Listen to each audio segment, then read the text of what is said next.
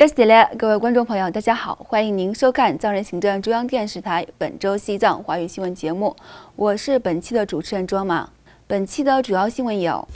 达赖喇嘛尊者表示，我们必须学会和平共处。达赖喇嘛尊者致函台湾总统，对火车事故罹难者表示哀悼。达赖喇嘛尊者和世界领导人在2021年世界卫生日发表视频讲话。西藏知名作家僧人果希热嘉措遭中共秘密拘捕。司政罗桑桑格在德里发布包括西藏在内的印度70国人权报告。司政罗桑桑格在南印度藏人社区展开告别及感谢之旅。布达佩斯副市长在市政厅升西藏国旗，抗议中国国防部长访问该国。驻北美办事处举办网络会议，展开藏汉对话活动。下面请看详细内容。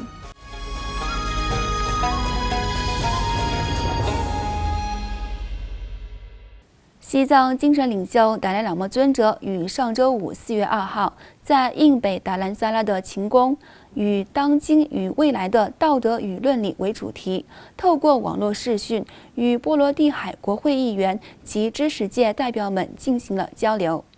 尊者在交流活动上表达了他对波罗的海国家拉脱维亚、立陶宛和爱沙尼亚人民促进广泛的人类一体性的信念，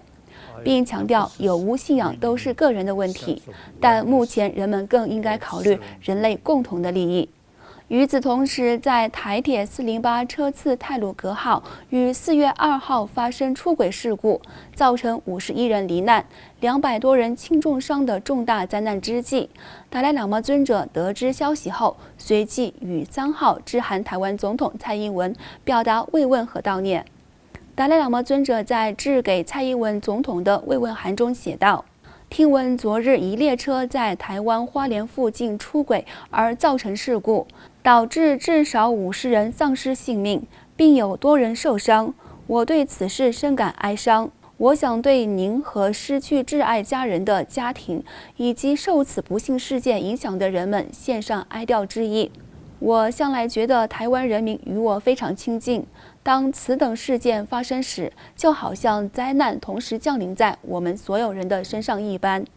在事故发生后，台湾各藏传佛教团体的僧众前往花莲，为火车事故的亡者和伤者诵经祈福。而位于印度南部的格鲁派3大寺院为主的藏传佛教各大教派，也在闻讯后纷纷举行祈福法会，为所有罹难者和伤者祈愿。此外，包括西藏精神领袖达赖喇嘛尊者、教宗方济各、世卫组织总干事谭赛德博士、联合国秘书长安东尼奥·古特雷斯等知名人士在2021年世界卫生日发表视频讲话，强调保护水资源及提高卫生设施的重要性。上述世界领导人共同指出，根据统计，发展中国家的妇女在分娩时的简陋条件与高育产妇与大量婴儿死亡有关。与会发言人士还引用了达赖喇嘛尊者去年4月在世界地球日发表的声明，即我们必须确保全世界的病患和英勇的医护人员能够获得清洁的水资源和适当的卫生设施等基本必需品，防止疾病不受控制的传播。另外，西藏安多阿坝著名作家僧人果希热嘉措于去年10月在四川成都被中共当局秘密拘捕，目前无法获悉关押的地点及现状。据综合媒体消息，数名来自西藏自治区情报机构的人员于2020年10月26号在四川成都市拘捕了45岁的僧人果希热嘉措。中共当局随后要求他的家属和亲友对外界封锁相关消息，因此他被当局拘留的消息在5个月后才被外界得知。然而，当前无法获悉任何有关他的情况和下落。据国际声援西藏运动的报道，出生在西藏安多阿坝地区的果希热嘉措，长期从事维护藏传佛教和西藏传统文化等事宜。并出版过多本关于藏传佛教的哲学、西藏的传统和文化方面的书籍，深受年轻一代藏人的爱戴。在被当局拘留之前，果希热嘉措在寺院中倡导学术自由的工作，因此他多次被中共当局拘留和监禁，并被迫离开寺院。而据西藏之声报道，果希热嘉措曾于1998年反抗当局对阿坝地区的僧人实施爱国教育活动，而被当局判处4年多的徒刑。2008年，在西藏3区发生抗议事件时，他又被中共非法关押长达1年之久。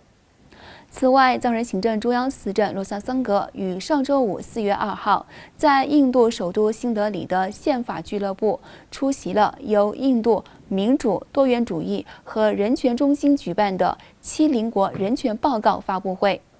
司政洛萨桑格在发布会上发表演讲时，呼吁全球联盟遏制中国的威胁，建议采取联合的方式来对抗中国，而不是个别国家与中国进行针锋相对的回应。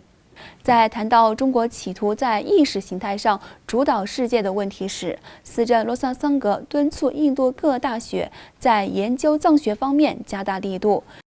与会的其他法律和人权专家也就西藏和叙利亚的人权问题相续发表了讲话。与此同时，即将在2个多月后卸任的藏人行政中央司政洛萨桑格于本周一4月4号开始，在印度南部卡纳塔克邦的各大藏人社区展开告别及感谢之旅。在访问伊南各藏人社区时，司政洛萨桑格会见了数千名当地藏人民众，并参观了郭勒冈、红梭、贝勒库北和孟格等藏人定居点的各大教派的寺院和藏人学校。司政还在拜勒库比藏人社区访问时，在哲凤寺会见了第104任甘丹赤巴罗桑丹增仁波切，并向仁波切介绍了他领导的藏人行政中央在过去10年中所完成的工作和取得的成就。甘丹赤巴向司政致以感谢和良好的祝愿，并呼吁他继续为西藏人民服务。在向藏人学生发表讲话时，司政指出，藏人的政治难民身份不应该限制学生成才的机会，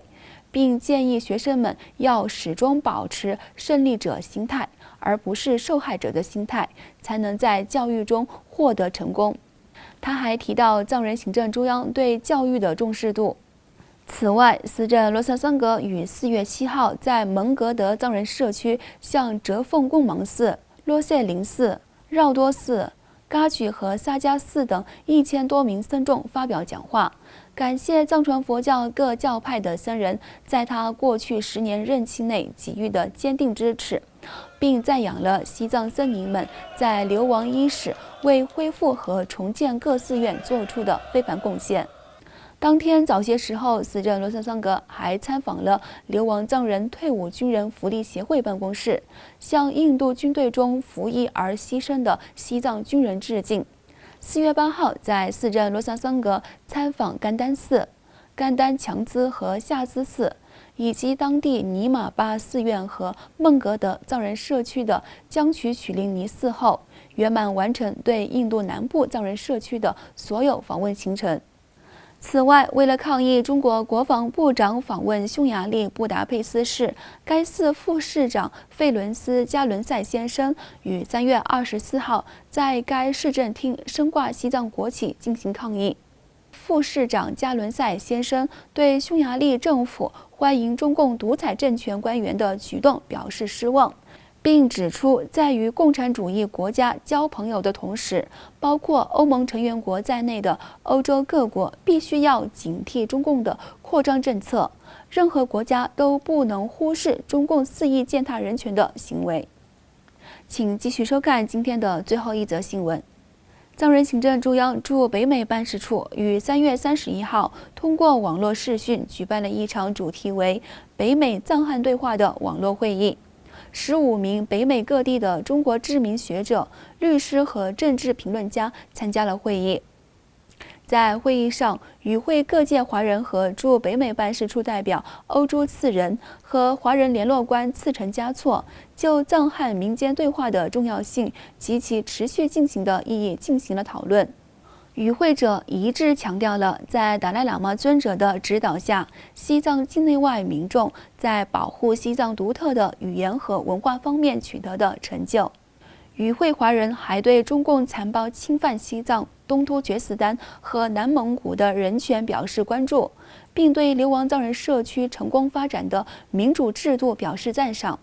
他们一致认为，中间道路政策是解决西藏问题的唯一方法，并呼吁开展更多的藏汉对话活动，让更多的中国人了解达赖喇嘛尊者以及互惠双赢的中间道路政策。包括中国著名盲人维权律师陈光诚先生、美国《北京之春》杂志社名誉主编胡平先生、公民力量创始人杨建立先生和韩连朝先生、知名政治评论家陈破空先生，以及中国问题研究员丁一夫先生和他的妻子李江林、中国民主党主席王军涛先生等15名华人参加了对话活动。